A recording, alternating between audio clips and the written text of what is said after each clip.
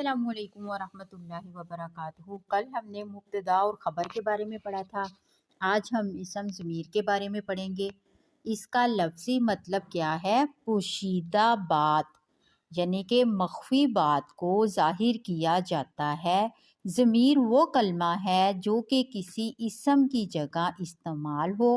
وہ اسم مخاطب بھی ہو سکتا ہے، غائب اور متکلم بھی ہو سکتا ہے۔ مثلاً انا میں، انتا تو، ہوا وہ۔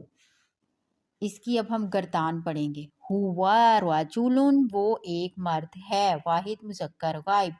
ہما رجلانی، وہ دو مرد ہیں، تثنیہ مذکر غائب۔ ہم رجال، وہ سب مرد ہیں، جمع مذکر غائب۔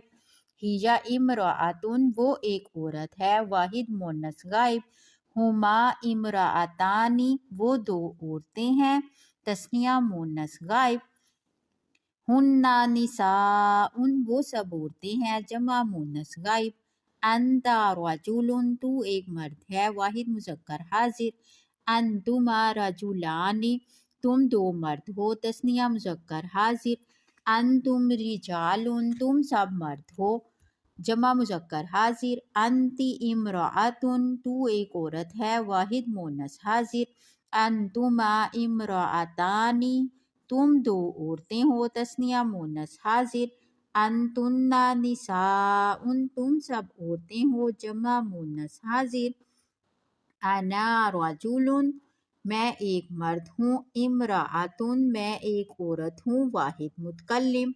نحن رجال، ہم سب مرد ہیں، جمع متکلم۔ پلیز لائک، شیئر اور سبسکرائب مائی چینل۔